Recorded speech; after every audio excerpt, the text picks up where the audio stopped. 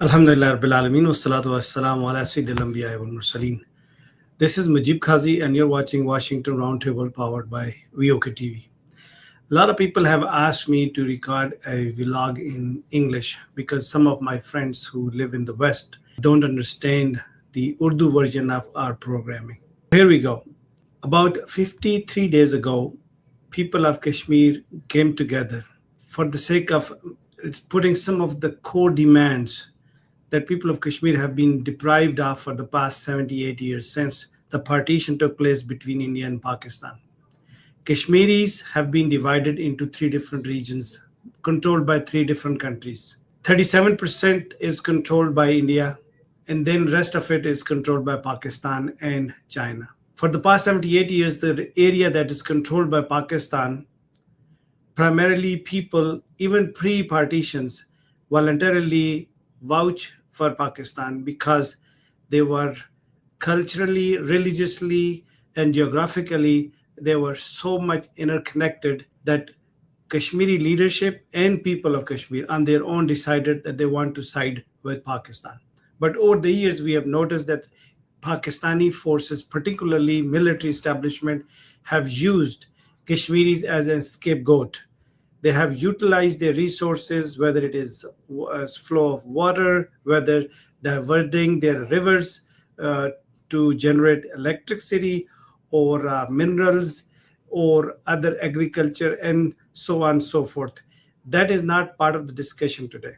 What has been happening is that people of Kashmir have been deprived of providing them with dwellings for their schools, infrastructure for their hospitals, and adequate staffing in their hospitals.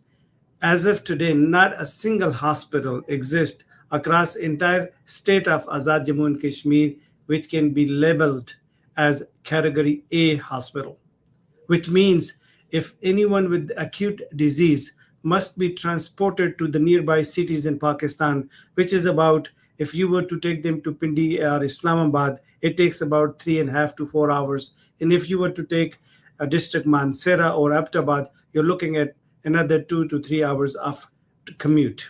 Oftentimes, what happens is once you're traveling across the state, patient with the serious disease will pass away on the way. These are some of the very basic demands that the Kashmiris have put forward. The rise of the movement came right after the diversion of Neelam and Jhelum rivers. They diverted the flow of rivers for the sake of building dams to produce electricity, which not only destroyed the ecosystem of the affected areas, including one of the major capital city of Azad Kashmir, Muzaffarabad.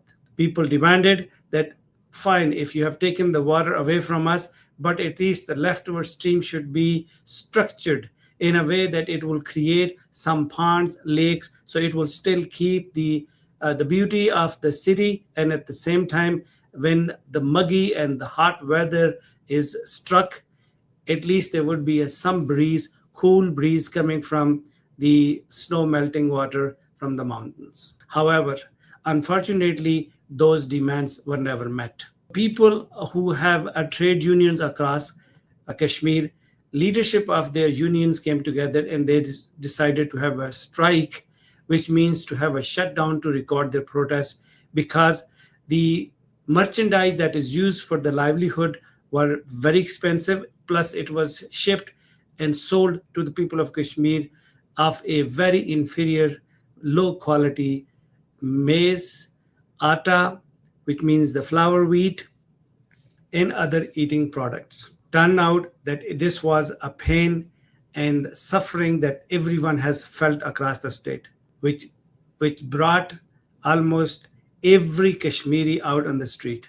The success of this strike gave a confidence to the people across the Kashmir. They formed a committee called Awami Action Committee, Jammu and Kashmir National Action Committee.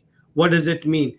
It means that the people of different regions, different territories, primarily trade unions, will come together and put the demands before the government to meet these basic demands. Last year, the strike was very successful and it almost reached Muzaffarabad, but prior to reaching it, the federal government of Pakistan sent a delegation that struck a deal that out of 38 charter of demands that they have put forward, 36 were met with the exception of 2. However, unfortunately, not even those 36 that was promised and agreed upon were not implemented. 90 days time was given to the Awami Action Committee that Pakistani government will find a way to meet rest of the 2 demands, which was the seats of Muhajirin who are residing in Pakistan, but they are actually appointed by the military establishment as dummy members at the Legislative Assembly to support the corruption and to take the governments down in the maneuvering of the governments and the power. These were some of the leftover demands that were yet to be met. However, Awami Action Committee was given almost 9 months of runaround. Finally, they have made a call that they will have a long march back to city of Muzaffarabad from across Kashmir on June 9th. Prior to that, Pakistani government and government of Azad Kashmir took the action and declared this Awami Action Committee as a terrorist organization, even though this organization does not even exist. It is comprised of few members who have formed a committee to lead this protest. However, the committee was banned, declared as a terrorist organization, which made the people of Kashmir upset, and they all came together and made a sit-in in the city of Rawalakot. Reportedly, over 100,000 people have been sitting there since June 5th because it was a preemptive strike by the government of Pakistan and the stooges, the regime that is ruling Azad Kashmir. They declared Awami Action Committee on 5th. So 4 days prior to the date when it was supposed to have the protest launched, but Kashmiris were forced to sit in Rawalakot. After 43 days, Pakistan Army Chief sent a delegation promising, swearing upon Quran that he would resolve the issue provided Awami Action Committee hold the long march to the capital city of Muzaffarabad for another 5 days. Time was given, rather than 7 days were given. Now it makes 53 days. Last night, when they were preparing to march towards the capital city of Azad Kashmir, snipers were posted on different buildings across the different squares of the roads, which was leading towards Azad Kashmir's capital of Muzaffarabad. Rangers were deployed, shotguns were deployed. So from all 4 sides, these poor protesters were shot, and casualties as of today are being reported from the day 1 until today have reached over 75. 5 of them were killed yesterday, including one of the younger brother of the member of Awami Action Committee, Umar Nazir. Usman Nazir, the younger brother of Umar Nazir, has been martyred as well. So situation in Kashmir is dire. Attention of the people, of human rights activists and other organizations across the world are being apprised of the situation, and we do hope that the intervention will take place by the powers of corridors around the world, including Washington, D.C., the UNO headquarters in New York, and European Union, Human Rights, Amnesty International, and other organizations. So that is the sole nutshell of what's going on in Kashmir. You will see pockets of reports coming from social media. However, the Pakistani media has been completely clamped down. They are banned to make any reporting from the ground zero about these protesters, about these killings of innocent people by the Pakistani military forces.